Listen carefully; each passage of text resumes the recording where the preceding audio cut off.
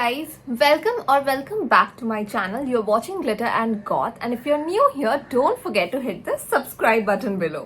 So আজকের ভিডিওটা start করবার আগে আমি তোমাদের সবাইকে উইশ করতে চাই a very happy new year. I hope তোমাদের লাইফে 2025 এ সুখ আর সমৃদ্ধি ভরে যাক।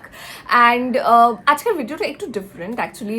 ইউজুয়ালি আমি ইদার প্রোডাক্ট রিভিউজ করি, হলস করি বা ভ্লগস করি, যেখানে আমি কোনো জিনিস বা জায়গার ব্যাপারে ইনফরমেশন শেয়ার করি।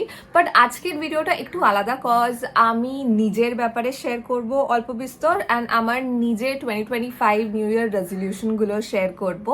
সো নিউ ইয়ার রেজলিউশন যে খুব ইম্পর্টেন্ট লাইফে আর করতেই হবে, ম্যান্ডেটারি এমন কোনো ব্যাপার না। এটা একদম personal choice from person to person. আমার জন্য এটা একটা ট্র্যাডিশন, আমি অনেক বছর ধরে করে আসছি। কতটা কমপ্লিট করতে পারি সেটা আলাদা কোয়েশ্চেন, বাট মানে আমি সবসময় করি, সেট করি একটা নিজের জন্য। তো ভাবলাম ওটা তোমাদের সাথেও শেয়ার করি, কারণ যে বছরের প্রথমে আমরা সবাই খুব পজিটিভ থাকি, একটা ফ্রেশ স্টার্ট করবার চেষ্টা করি।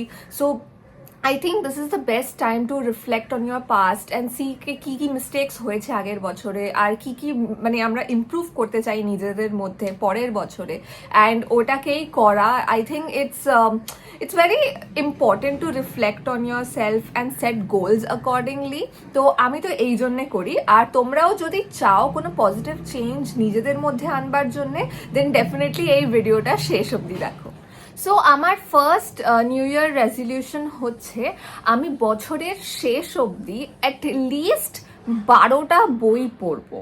সো আমার ছোটবেলা থেকেই বই পড়ার হ্যাবিটসটা ঠিক আসেনি।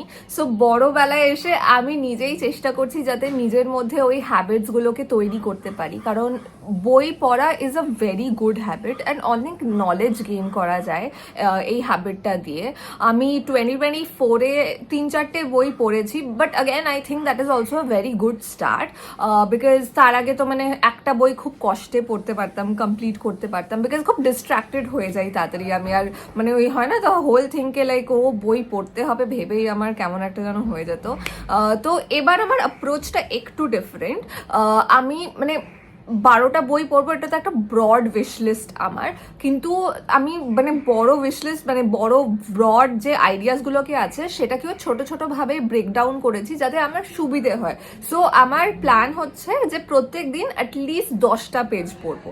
তো এইভাবেও যাতে ওই হয় না রোজ রিডিংওয়ালা হ্যাবিটটা তৈরি হয় নিজের মধ্যে, তো ওইটা চেষ্টা করব। সেকেন্ড হচ্ছে আমি যেই টাইমটা সোশ্যাল মিডিয়া আর ওটিটি প্ল্যাটফর্মসে স্পেন্ড করি সেটাকে লিমিট করব। সো আমি অফিসের পর যেইটুকুই টাইম পাই, ম্যাক্সিমাম টাইম আমি ইদার লাইক ফেসবুক, ইনস্টাগ্রাম এগুলো স্ক্রোল করি, বা আমি কোনো নতুন শো দেখি।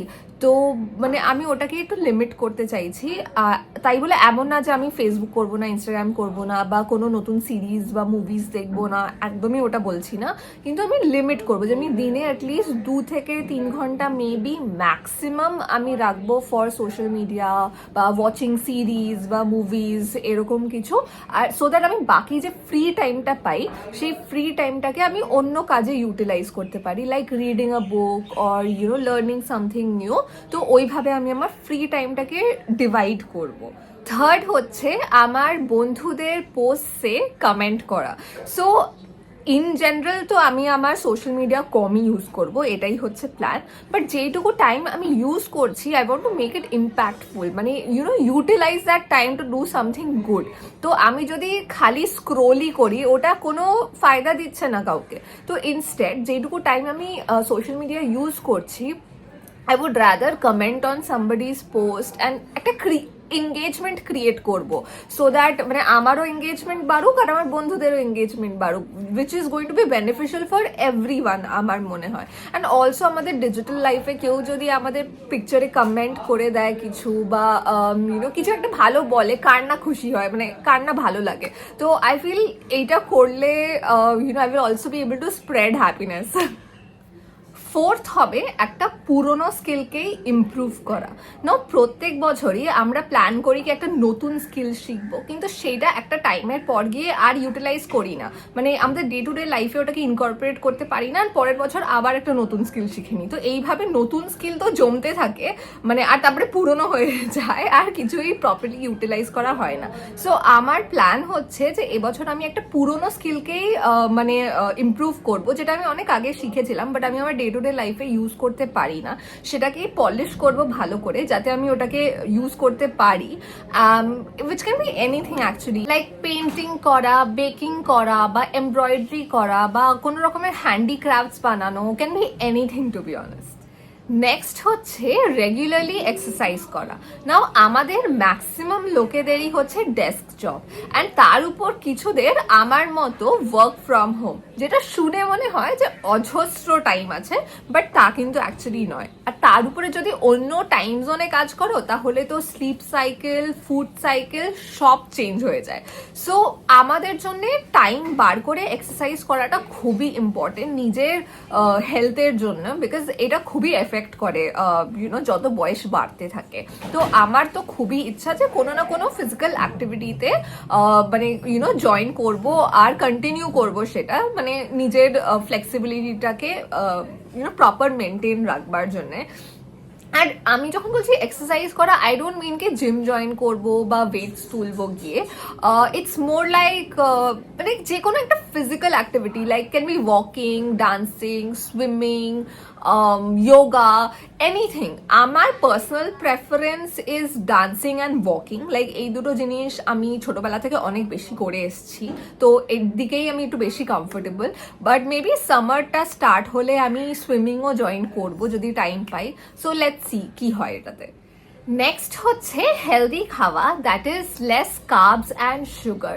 নাও জাস্ট এক্সারসাইজ করা ইজ নেভার এনাফ, তার সাথে ভালো পুষ্টিকর খাবার খেতেও হয়, যাতে যে এক্সারসাইজটা করছি সেটা বডিটা রিটেন করে রাখে। তো মানে আমি অত ভেজিটেবলস এন্ড অল দ্যাট খাই না টু বি অনেস্ট, বাট আমার ইচ্ছা আছে কি এবছর থেকে প্রপার হেলদি লাইফস্টাইল মেনটেন করব। তার জন্য যা যা করতে হবে সব করব, সাথে মানে এক্সারসাইজ করার সাথে সাথে ভালো খাবো, অ্যান্ড মেনলি বাইরের খাবারটাকে অ্যাভয়েড করব।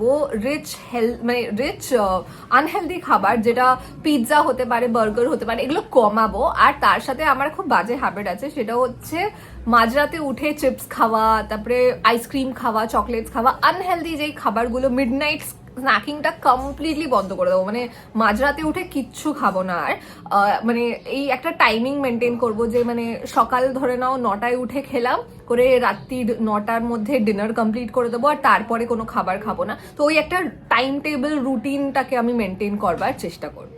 নেক্সট হচ্ছে আমি বেশি বেশি করে জল খাবো। জেনারেলি আমি খুবই কম জল খাই, তাই জন্য আমি 2 লিটারের এই ওয়াটার বটলটাকে কিনেছি। এখানে ডিফারেন্ট টাইমসগুলো লেখা রয়েছে, তো এটা জাস্ট নট কি আমি 2 লিটার জল খাবো, বাট আমি ট্র্যাকও করতে পারবো যে আমার মানে সকালবেলা ঘুম থেকে উঠেই এতটা খেতে হবে, তারপরে 9টা বাজলে অ্যাটলিস্ট এতটা খেতে হবে, 11টা বাজলে এতটা খেতে হবে, 1টা বাজলে এতটা খেতে হবে। তো এইভাবে আমি ট্র্যাক করেও নিজেকে মানে কনস্ট্যান্টলি মনেও করাতে পারবো কি 1টা বেজে গেছে, আমাকে এতটা কমপ্লিট করতে হবে type. So again I think this is a very good purchase. এটা আমি অ্যামাজন থেকে কিনেছি, আমি লিঙ্কটা ডেসক্রিপশন বক্সে দিয়ে দেবো। আর তার থেকে ভালো জিনিস হচ্ছে এটাকে আমি ক্যারিও করতে পারবো। তো আমরা অনেক সময় বেরোই আর সাথে ছোট ওয়াটার বটল ক্যারি করি, যেটা বারবার ফিল করতে হয় বা কিছু অনেক ঝামেলা থাকে। তো এই 2 লিটারের বোতলটাকে আমি ইজিলি ক্যারি করতে পারবো নিজের সাথে যেখানে যাই, আর মানে ট্র্যাকও করতে পারবো দিনে যে আমি অ্যাকচুয়ালি কতটা জল খেয়েছি। তো এটা আমার মনে হয় খুব ভালো পারচেজ, অ্যান্ড মানে এটা একটা খুব ভালো initiative like to in my journey, যাতে আমি কমপ্লিট করতে পারি আমি যেটা চাইছি, আমি আমার গোলটাকে অ্যাচিভ করতে পারি। নেক্সট হচ্ছে প্রত্যেক মাসের শেষে আমি আমার রুমটাকে ডিক্লাটার করব। তো জেনারেলি আমি কোনো স্পেশাল ওকেশন বা ফেস্টিভ্যালস এরকম টাইপের সময়ই রুমটাকে পরিষ্কার করি, but again that is not very healthy and অনেক টাইম মানে হয় না রুমটা প্রচণ্ড নোংরা হয়ে যায়, মানে it's very difficult to manage. তো আমি চাই যে প্রত্যেক মাসের শেষেই আমি মানে রুমটাকে পরিষ্কার করি একবার করে, সো দ্যাট রুমটা পরিষ্কার থাকুক আর মনটাও ফ্রেশ থাকুক। নেক্সট হচ্ছে আমার এক্সপেন্সেসগুলোকে লিমিট করব আর টাকাটাকে সেভ করব। সো অনেক সময় কি হয় আমি একটু আননেসেসারি খরচা করে ফেলি, স্পেশালি অন ফুড।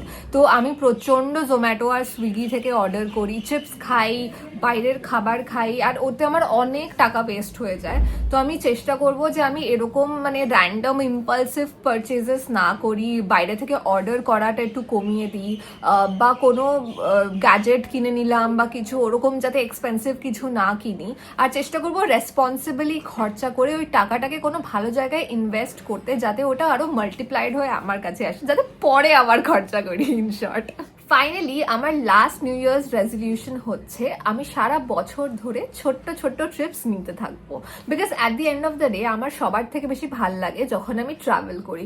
বাট বড় ইলাবরেট ট্রিপস প্ল্যান করা পসিবল হয়ে ওঠে না, বিকজ ওয়ার্ক প্রেশার থাকে, লিভস অ্যাভেলেবল থাকে না, প্লাস বন্ধুদের সাথে টাইমিংস ম্যাচ করে না, তো অনেক এরকম প্রবলেমস হতে থাকে। তাই জন্যে বড় ইলাবরেট প্ল্যান না করে ছোট্ট ছোট্ট ট্রিপস সারা বছর ধরে প্ল্যান করতে থাকবো, যাতে মনটাও খুশি থাকে আর বেশি টাকাও বাঁচাতে পারি। মানে বড় ট্রিপস প্ল্যান করতে গেলে অবভিয়াসলি বড় খরচা হয়, আর ছোট ছোট ট্রিপস প্ল্যান করতে গেলে অনেক জায়গায় ঘোরা যায়, বাট টাকাটাও সেরকম ভাবে বাজেট করা যায়।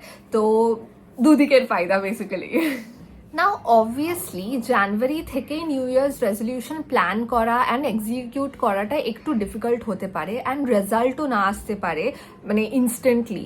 সো আমি সবসময় সাজেস্ট করি কি ডিসেম্বর থেকেই নিউ ইয়ার্স রেজলিউশন প্ল্যান করা শুরু করে দাও অ্যান্ড এক্সিকিউশনও স্টার্ট করে দাও, সো দ্যাট একটু বাফার টাইমও পাওয়া যায়, যে ইনস্ট্যান্টলি যদি রেজাল্টস না আসে কোনো ব্যাপার না, বাট ওই হ্যাবিটসগুলো তৈরি হওয়ার জন্যও যে এই যে টাইমটা লাগে সেই টাইমটাও মানে ডিসেম্বর থেকে স্টার্ট করলে পাওয়া যায়, সো দ্যাট জানুয়ারিতে যখন your filled with like you know motivated and like খুব অপটিমিস্টিক থাকো, পজিটিভ থাকো, তো তখন যদি মানে একটা সেটব্যাক যাতে না হয়, তখন ওইটা ডিমোটিভেটিং যাতে না লাগে, ও এক্ষুনি ট্রাই করলাম বাট রেজাল্ট আসছে না, তাহলে কি ছেড়ে দেওয়া উচিত, ওটা যাতে না হয়, তাহলে তাই জন্য আগের বছরের ডিসেম্বর থেকেই স্টার্ট করে দাও।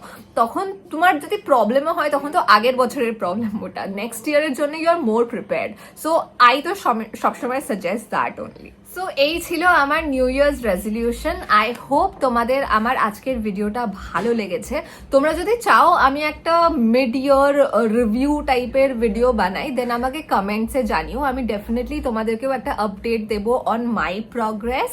অ্যান্ড ইয়া আজকের জন্য এইটুকুই, আবার দেখা হবে, টাটা।